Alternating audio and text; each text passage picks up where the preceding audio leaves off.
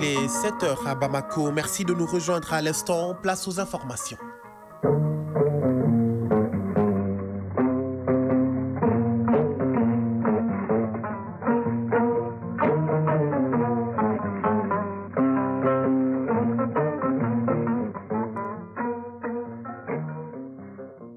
Le journal Moussa Papa Aïdara. À la une de l'actualité, le projet Mali Culture 2025 fait son porte-à-porte pour expliquer le bien fondé de l'initiative présidentielle. Une commission séjourne actuellement à Sikasso auprès des acteurs culturels et autorités traditionnelles. Dans cette édition, nous irons à la découverte du jeune Alphaki Cissé de Tombouctou. À 29 ans, c'est un grand passionné de l'agriculture. Il a déjà 4 hectares en exploitation. Il cultive le blé, le sorgho, la pomme de terre. Un rapide tour dans son périmètre maraîcher donnera des idées à plusieurs jeunes. Actualité sur la scène étrangère, le conflit dans l'est de la République démocratique du Congo. Au menu d'un sommet extraordinaire de la SADC, la réunion va notamment tenter de clarifier le sort de la force armée déployée par l'organisation dans l'est de la République démocratique du Congo en proie à un violent conflit. Cameroun, 20 personnes interpellées hier après l'assassinat de 2 chercheurs dans l'extrême nord du pays. Et puis dans l'actualité, en Cisjordanie, Israël mène une guerre militaire et économique. L'opération baptisée Mur de Fer se poursuit dans le nord de la Cisjordanie occupée. En sport football sur le continent, le Sénégalais Aliou Cissé est désormais le sélectionneur de la Libye. Hier s'est tenue également au Caire en Égypte la 14e Assemblée générale extraordinaire de la Confédération africaine de football. Autre actualité qui sera décryptée dans cette édition, est-ce que vous saviez que le trafic d'influence n'est pas autorisé au Mali? Il est puni par le code pénal dans son article 243-78, puni car le trafic d'influence met en péril la transparence et l'intégrité des décisions publiques et privées. Vous allez en savoir davantage en fin de journal. Mesdames, Messieurs, bonjour et bienvenue à cette édition. Les membres du projet de lutte contre la corruption et l'enrichissement illicite composante société civile ont tenu à Bougouni une rencontre de formation et de sensibilisation sur les conséquences néfastes de la corruption et l'enrichissement illicite. L'objectif était d'inviter l'ensemble de la population de la région de Bougouni à s'engager contre la corruption et l'enrichissement illicite. Au RTM Bougouni, Abdul Karim Konaté. La transparence et l'intégrité sont des piliers essentiels pour une gouvernance vertueuse dans un pays. C'est pourquoi le projet de lutte contre la corruption et l'enrichissement illicite, l'UCID, composante société civile, a inscrit parmi ses missions la formation et la sensibilisation de la population sur les conséquences néfastes de ces maux qui freinent le développement économique de notre pays, d'où la tenue de cet atelier au bénéfice de la population de la région de Bougouni. Madame Ada Diawara, vice-présidente de la coalition des organisations de la société civile pour la lutte contre la corruption et la pauvreté. La corruption, dans toutes ses formes, compromet nos aspirations à une société équitable et transparente. C'est pourquoi cette coalition, avec le soutien de ses partenaires, s'engage résolument à sensibiliser et à outiller les acteurs de la société civile pour qu'ils soient des vecteurs de changement dans cette lutte essentielle.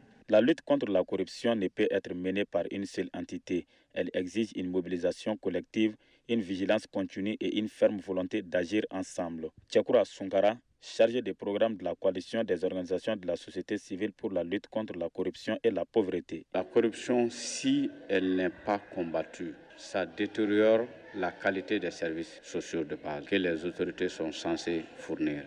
L'autre aspect aussi, si on parle de corruption, il faut que les gens comprennent que s'il y a un corrompu, il y a un corrupteur.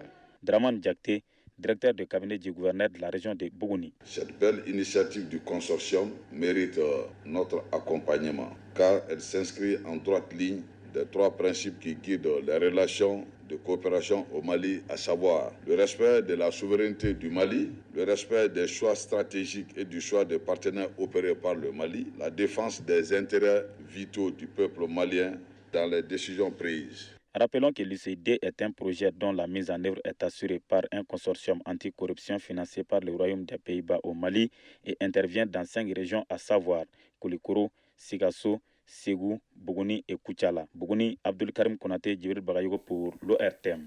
Un mot de culture dans la 3e région, créer un cadre d'échange avec les autorités, les acteurs culturels et la chefferie traditionnelle du Kénidougou. C'est la quintessence de la visite d'une délégation de la Commission nationale Mali Culture 2025. La commission a rencontré les membres du vestibule des Traoré pour leur expliquer le bien fondé de l'initiative présidentielle. Compte rendu, Yoruba Diabaté. Une mission de la Commission nationale Mali Culture 2025 séjourne à Sikasso en vue de créer un cadre d'échange avec les autorités, les acteurs culturels et la chefferie traditionnelle sur la mise en œuvre de cette initiative.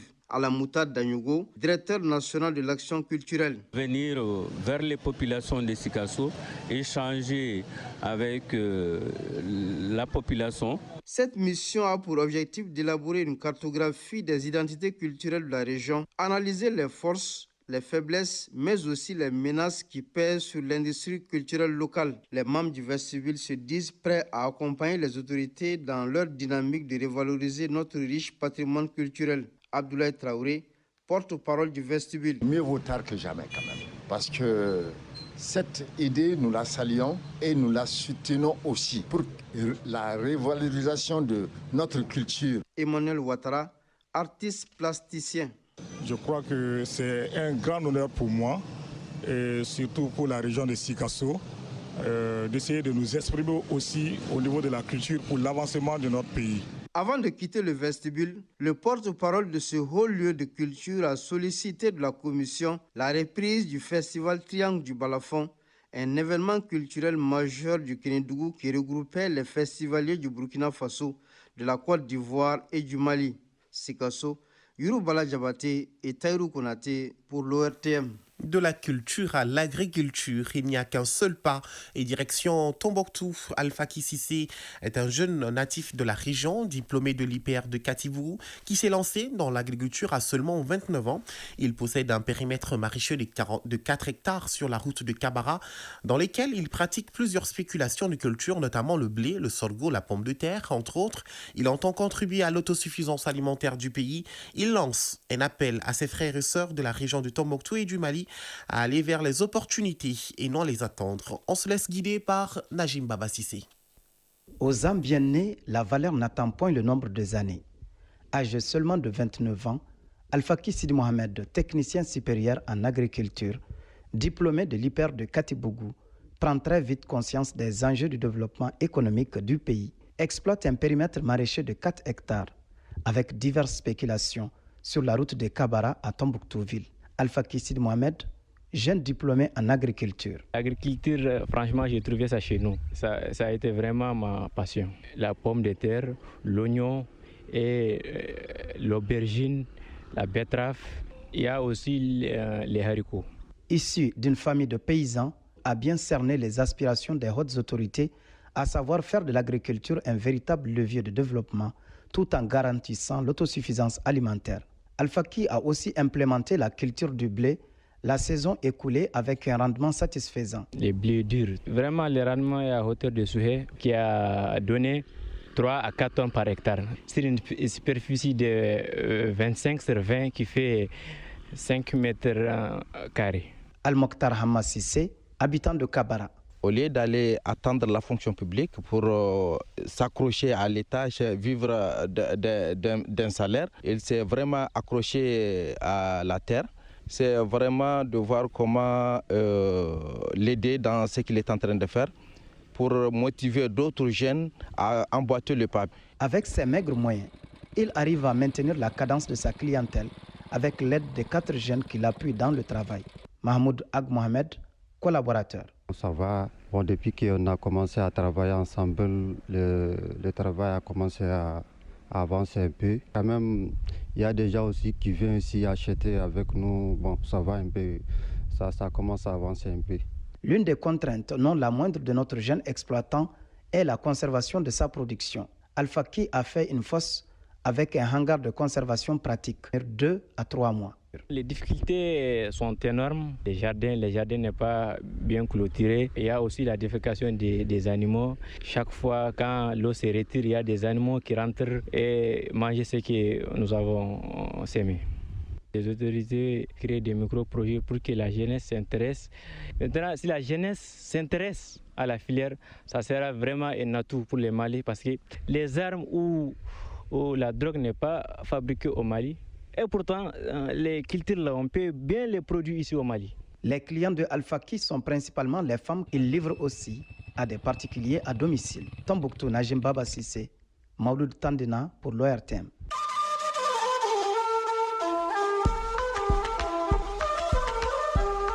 AES, actualité.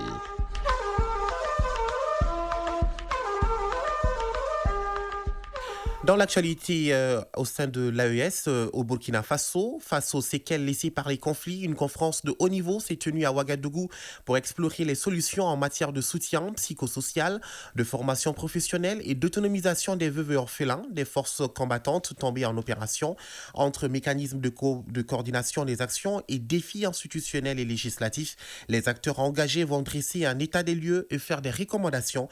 Brice Kichenga de la radio du Burkina. Alors que le Burkina Faso poursuit sa lutte contre l'insécurité, la question du sort des familles des forces combattantes disparues en opération reste un enjeu crucial. C'est dans ce contexte qu'une conférence de haut niveau s'ouvre avec pour objectif de réfléchir sur les solutions en matière de soutien psychosocial, de formation professionnelle et d'autonomisation des veuves et orphelins des forces combattantes tombées en opération. L'une des priorités majeures concerne le soutien psychologique des familles endeuillées. Selon le ministre de la Défense, la perte d'un parent ou d'un conjoint dans ce contexte de guerre entraîne souvent un choc traumatique nécessitant un accompagnement adapté. L'indépendance économique des veuves et orphelins est aussi un levier fondamental pour leur réinsertion sociale. Plusieurs initiatives seront mises en avant, notamment des formations professionnelles adaptées aux réalités locales, ajoute Célestin Semporé. Également, des défis institutionnels et législatifs persistent. Cette conférence devra servir de cadre pour les participants de plancher sur le statut des veuves et orphelins des forces combattantes en vue d'une reconnaissance plus claire dans les textes de loi pour garantir leurs droits. Cette conférence qui s'étend sur 3 jours marque ainsi un pas important dans la prise en charge des familles des combattants disparus sur le champ d'honneur. Un moment clé de cet événement sera l'échange direct entre le chef de l'État, le capitaine Ibrahim Traoré et ses familles endeuillées, marquant ainsi une avancée significative vers une prise en charge plus adaptée.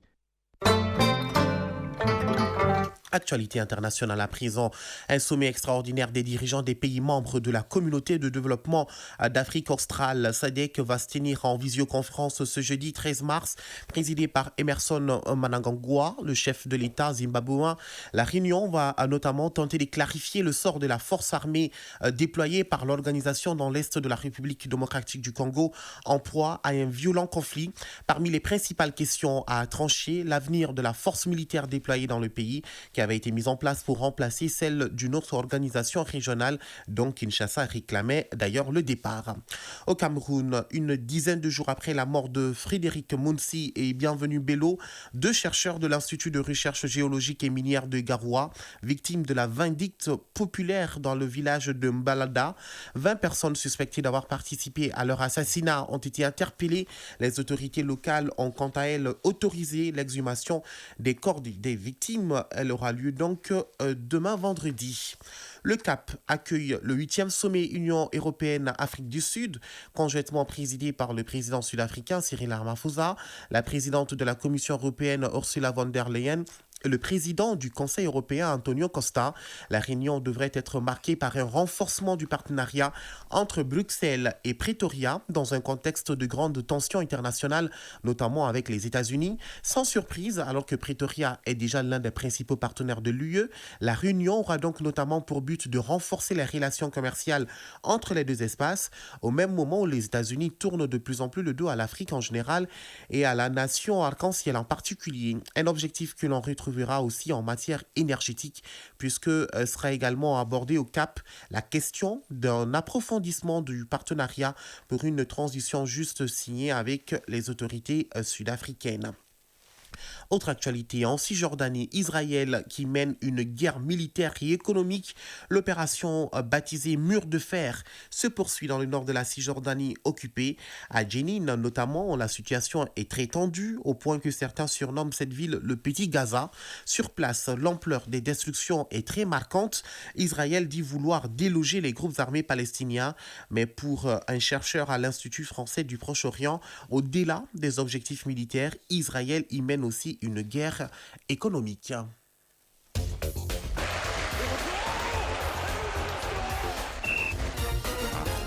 Allez, du sport à présent, football en Europe. Les qualifiés de le tableau, bien sûr, des quarts de finale de la Ligue des Champions est connu. Et sur le continent, le Sénégalais Aliou Cissé est désormais le sélectionneur de la Libye. Et hier s'est tenue au Caire en Égypte la 14e Assemblée générale extraordinaire de la Confédération africaine de football. Abdul Karim Kaba nous fait le point. Sur le continent, la Confédération africaine de football a tenu hier sa 14e Assemblée générale extraordinaire au Caire, en Égypte. Lors de cette assemblée, le président sortant, Patrice Motsepe, rempile pour un nouveau mandat de 4 ans. L'Assemblée a été également l'occasion de renouveler le comité exécutif de la CAF qui enregistre la venue de Samuel Eto'o. Puis, les 6 représentants de la CAF pour le conseil de la FIFA ont été aussi élus. Le point de cette 14e Assemblée générale extraordinaire de la CAF avec Arju Matina. Toujours sur le continent, le Sénégalais Aliou Cissé est désormais le sélectionneur de la Libye. Le champion d'Afrique 2021 avec les Lions du Sénégal s'est engagé avec la sélection libyenne jusqu'en 2027. La nomination du technicien sénégalais Aliou Cissé en tant que sélectionneur de l'équipe de la Libye a été officialisée par la Fédération libyenne de football. Pressenti comme nouveau patron des Chevaliers de la Méditerranée depuis fin février, Aliou Cissé a posé sa valise à Benghazi. Signalons que la Libye est bien partie dans les éliminatoires de la Coupe du Monde 2026. Elle affronte les 20 et 25 mars prochains l'Angola et le Cameroun, respectivement, dans le cadre des 5e et 6e journées de ces éliminatoires. En Europe, le tableau des quarts de finale de la Ligue des Champions est connu. C'est là à l'issue des 8e de finale qui ont pris fin hier. En quart de finale, il y aura le Bayern Munich jouera contre l'Inter Milan. Le FC Barcelone sera face à Dortmund.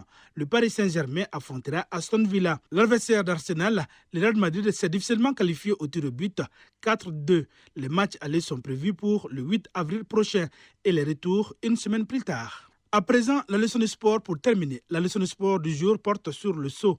Le saut est une épreuve d'athlétisme dans laquelle l'athlète doit parcourir la plus grande distance par un saut soit horizontal dans le cas du saut en longueur et du triple saut soit vertical avec le saut en hauteur et le saut à la perche. Dans la leçon de sport de ce jeudi, Isaac Tchenou nous explique les sauts. L'athlétisme, en tant que sport universel, offre une variété d'épreuves qui mettent en avant la force, la technique et l'agilité des athlètes. Parmi ces épreuves, les disciplines de saut se distinguent par leur diversité et leur complexité. En saut, il y a 4 familles, nous dit Adama Kone, juge arbitre argent de la Confédération africaine d'athlétisme. La famille des sauts est composée de 2 groupes. Le groupe des sauts horizontaux composé du saut en longueur et du triple saut. Le groupe des sauts verticaux composé du saut à la hauteur et du saut à la perche. Parmi les sauts, Adama Kone s'intéresse aujourd'hui au saut en longueur. L'officiel technique nous présente les installations de cette épreuve. Une fosse de sable de 9 mètres de long au moins et sur 2,85 m minimum. Sinon, jusqu'à 4,30 m au maximum pour des fosses de 2 couloirs d'élan. Après la fosse, on a une planche d'appel qui se situe de 1 mètre à 3 mètres de la fosse. Et la planche d'appel a une longueur de 1,22 m pour une largeur de 20 cm et l'épaisseur de 10 cm. Après, il y a une planche de plasticine pour laisser la trace au cas où le pied de l'athlète dépasse la planche. Et la planche de plasticine est de 10 cm de large sur 1,22 m. Il y a un couloir d'élan qui fait la largeur d'un couloir de course, 1,22 m, avec une longueur minimum de 35 mètres et qui peut aller au-delà de 40 mètres. Vous avez pour le mesurage de la vitesse du vent l'anémomètre qui est obligatoire dans une compétition officielle pour prendre la vitesse du vent. On a aussi l'horloge de concentration, là où on met le temps d'essai qui est de 1 minute pour le saut en longueur. On a un tableau d'affichage pour mettre le nom de l'athlète qui doit passer et le tour. On a 3 systèmes de mesurage homologués par World Athletic. D'abord le ruban en acier, le mesurage électronique, le mesurage par vidéo Dans le déroulement, un minimum de qualification directe existe avant la finale. Les épreuves de saut en athlétisme présentent une richesse de techniques et d'exigences physiques qui fascinent les amateurs de ce sport. Chronique judiciaire. Il vous est peut-être une fois arrivé d'utiliser illégalement ou abusivement votre pouvoir ou vos relations pour obtenir un avantage au détriment de l'intérêt public. Cela s'appelle le trafic d'influence. La pratique implique des fois l'utilisation de moyens frauduleux pour influencer les décisions, que ce soit dans les domaines politiques, économiques ou d'autres secteurs. Le phénomène n'est surtout pas autorisé au Mali. Il est puni par le Code pénal dans son article 243-78, puni car le trafic d'influence met en péril la transparence et l'intégrité des décisions publiques et privées. Découvrons les facettes du trafic d'influence dans la chronique judiciaire avec Garibou Pérou. Atteinte à l'équité, à l'honnêteté, à la droiture ou à l'intégrité, le trafic d'influence est une infraction, un délit ou un crime contre la nation, prévu dans l'article 243-78. Le trafic d'influence dans une formule imagée est un film interprété par 3 acteurs. Dr Oumar Kone, enseignant-chercheur à l'université Kourkan-Fouga de Bamako. Il y a l'intervention de 3 acteurs. Acteur 1, ça c'est le bénéficiaire. Le bénéficiaire, c'est lui qui va avoir l'avantage. Donc, c'est lui qui fournit les avantages à l'intermédiaire. Et l'intermédiaire, lui, il a de l'influence. Ça peut être une influence sociale, carnet d'adresse très bien fourni, ou à travers sa fonction, il peut effectivement influencer sur une administration ou sur une autorité. Mais le chic, c'est que ce qui se passe entre le bénéficiaire et celui qui est la personne influente, le décideur n'est pas au courant. En quelque sorte, les deux là, ils trament une sorte de complicité sur le dos du décideur. De cette scène du trafic d'influence se dégagent les produits de la corruption. À la différence pour la corruption, c'est qu'il y a 2 intervenants. Celui qui va soit solliciter ou agréer des offres, des promesses auprès d'un décideur, notamment par exemple ce que le code dit, c'est étant fonctionnaire, c'est-à-dire une personne qui va solliciter auprès d'un fonctionnaire, de l'ordre administratif judiciaire, un expert judiciaire, un médecin, un chirurgien, afin que celui-ci accomplisse ou s'abstienne d'accomplir un acte qui relève de sa fonction. Donc il y a 2. Celui qui va solliciter, là on parle de la corruption active, mais du côté du fonctionnaire qui va soit accepter ou même solliciter, là c'est la corruption passive. Alors que dans le trafic d'influence, on a 3 intervenants. L'article 243-48 du Code pénal n'est pas tendre aux auteurs et complices. Le présent article prévoit la peine privative de liberté et une amende double de la valeur des promesses agréées. Le même article prévoit une peine d'emprisonnement de 10 ans et le Code ajoute que l'amende ne peut en aucun cas être inférieure à 100 000 francs. Punissable, le trafic d'influence est ce phénomène qui porte atteinte au principe d'égalité. Il force aussitôt le jeu de la transparence. On suppose que si je vais abuser de ma confiance auprès de quelqu'un pour avoir un marché ou bien pour avoir des décorations, que ça ne préjudicie à personne. Or, c'est totalement le contraire. La conséquence directe, ça c'est le peuple, ça c'est l'État. Parce que ce qui va manquer, c'est que le principe de l'égalité des citoyens est déjà faussé. Et en plus, les sollicitations, les promesses, les avantages accordés devraient être de nature à alimenter davantage les caisses de l'État. Mais malheureusement, ce ne serait pas le cas. Donc, cela veut dire que ce soit la corruption ou le trafic d'influence, les conséquences sont énormes pour le citoyen lambda et pour l'État. Utilisé au quotidien mais méconnu par bon nombre, le trafic d'influence est une forme de terrorisme dirigé contre les décideurs. Et le constat malheureux qui se dégage, c'est que très peu d'agents échappent aux embuscades du trafic d'influence. Ainsi se referme donc cette édition présentée par Moussa Papa Aïdara, mise en onde bien assurée par Mamadou Bédialo, réalisation coordination Smandao que vous retrouverez d'ailleurs pour le journal de 13h. Merci à tous pour votre attention. Tout de suite la page météo, ensuite les avis et communiqués avec Moussa Koulibaly. Mesdames, Messieurs, prenez soin de vous et des autres et n'oubliez surtout pas, gardez le sourire quoi qu'il arrive et que le bon Dieu nous accorde les bienfaits du jeûne. Belle journée.